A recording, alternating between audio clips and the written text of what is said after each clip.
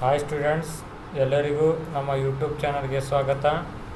ಇಂದಿನ ವಿಡಿಯೋದಲ್ಲಿ ನಾವು ಬಹುಪದೋಕ್ತಿ ಪಾಠದ ಅಭ್ಯಾಸ 2.1ರ ಪ್ರಶ್ನೋತ್ತರಗಳನ್ನು ನೋಡುತ್ತಿದ್ದೇವೆ.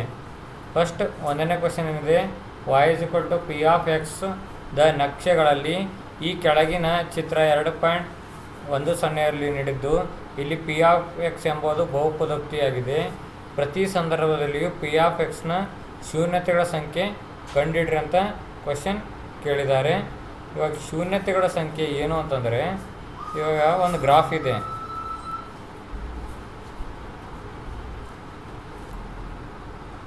ಇವಾಗ ಈ ಗ್ರಾಫ್ ಇದೆಯಲ್ಲ, ಈ ಗ್ರಾಫ್ನಲ್ಲಿ ಇದು ರೇಖೆ ಇದೆ, ಅಕ್ಷ. ಇದು ರೇಖೆಯು ಎಕ್ಸ್ ಅಕ್ಷದ ಮೂಲಕ ಎಷ್ಟು ಬಾರಿ ಹಾದು ಹೋಗಿದೆ ಅಂತ ನೋಡಬೇಕು. ಇವಾಗ ಒಂದನೇ ಕ್ವಶನಲ್ಲಿ ನೋಡಿ, ಒಂದನೇ ಕ್ವಶನಲ್ಲಿ ಎಕ್ಸ್ ಅಕ್ಷದ ಮೇಲೆ ಈ ರೇಖೆ ಹಾದು ಹೋಗಿಲ್ಲ, ಅಂದರೆ ಶೂನ್ಯತೆಗಳ ಸಂಖ್ಯೆ 0 ಆಗಿದೆ. ನೆಕ್ಸ್ಟ್ ಎರಡನೇ ಕ್ವಶನು,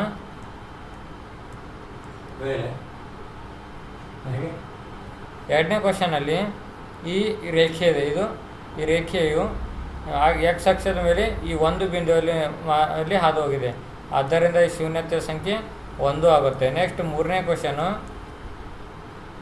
ಕ್ವಶನ್ನಲ್ಲಿ ಎಕ್ಸ್ ಅಕ್ಷದಲ್ಲಿ 1, 2, 3 ಬಾರಿ ಹಾದು ಹೋಗಿದೆ, ಆದ್ದರಿಂದ ಶೂನ್ಯತೆಗಳ ಸಂಖ್ಯೆ 3 ಆಗಿದೆ. ನೆಕ್ಸ್ಟ್ ನಾಲ್ಕನೇ ಕ್ವಶನು, ಇಲ್ಲಿ 2 ಬಾರಿ ಹಾದು ಹೋಗಿದೆ, ಇದು 2 ಶೂನ್ಯತೆಗಳು. ನೆಕ್ಸ್ಟ್ ಐದನೇದು, ಇಲ್ಲಿ 1, 2, 3, 4 ಬಾರಿ ಎಕ್ಸ್ ಅಕ್ಷದ ಮೇಲೆ ಹಾದು ಹೋಗಿದೆ, ಎಕ್ಸ್ ಅಕ್ಷದ ಮೂಲಕ ಹಾದು ಹೋಗಿದೆ, ಆದ್ದರಿಂದ ಶೂನ್ಯತೆಗಳ ಸಂಖ್ಯೆ 4. ನೆಕ್ಸ್ಟ್ ಲಾಸ್ಟ್ 1, 2, 3 ಬಾರಿ ಹಾದು ಹೋಗಿದೆ, ಆದ್ದರಿಂದ 3.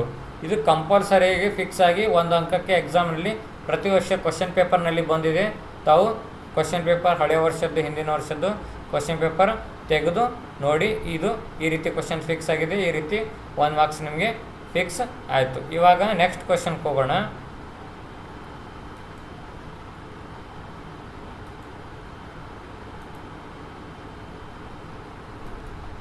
ಅಭ್ಯಾಸ ಇಷ್ಟು ಮಾತ್ರ ಇದೆ. ನೆಕ್ಸ್ಟ್ ಮುಂದಿನ ವಿಡಿಯೋದಲ್ಲಿ ನೆಕ್ಸ್ಟ್ ಅಭ್ಯಾಸ ನೋಡೋಣ. ವಿಡಿಯೋಕ್ಕಾಗಿ ಧನ್ಯವಾದಗಳು.